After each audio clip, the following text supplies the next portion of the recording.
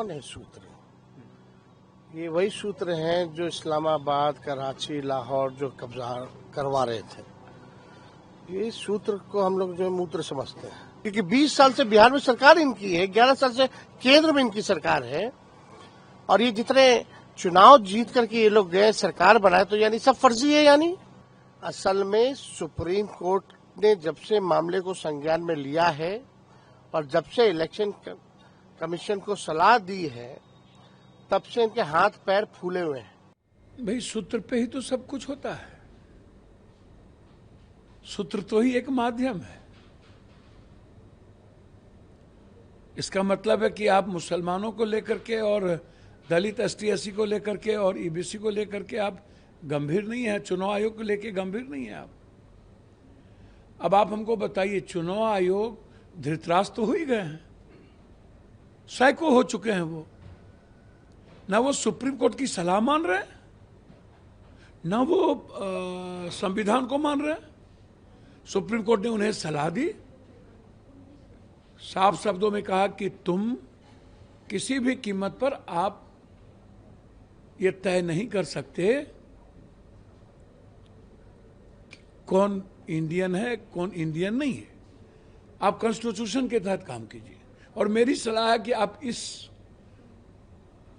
आधार card को, ration card को, अन्य कार्डों को भी आप उसमें शामिल कर लीजिए। तो ना आप सलाह मानने को तैयार है, आप कह रहे हैं कि नहीं, हम भाजपा के दुर्योधन के लिए जो काम कर रहे हैं, हमें कुछ भी जिग-जैग नहीं करना।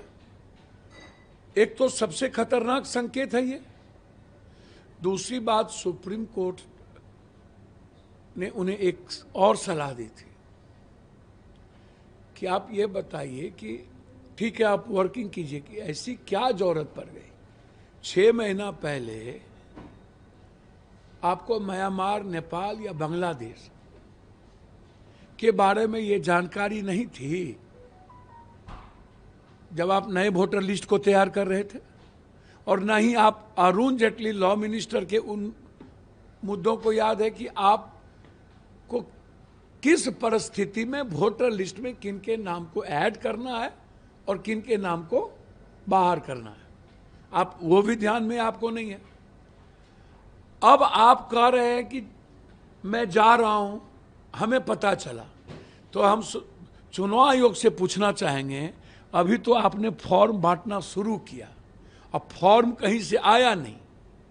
और दूसरी बात, आप कह रहे हैं कि जिनके बारे में हमको शक हो रहा है उनके पास आधार कार्ड भी है, राशन कार्ड भी है, लेकिन वो गलत तरीके से है।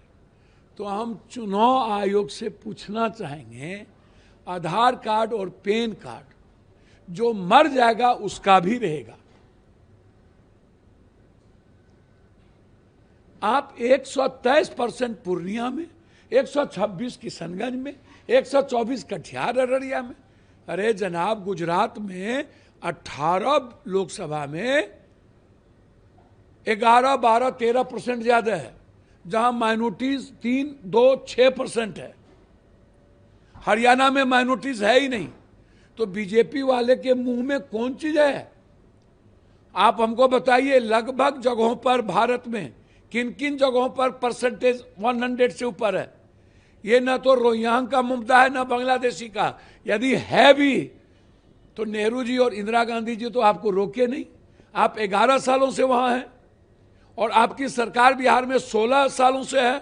4 साल लालू यादव की सरकार थी नीतीश कुमार के साथ, तो 16 सालों में आपको पता नहीं चला, जबकि हर साल वोटर लिस्ट पर काम होता है, हर चुनाव में 1 साल काम होता है, और आप उसी वोटर लिस्ट पर आप 11 साल और 6 साल अटल बिहारी वाजपेयी प्रधानमंत्री बन गए।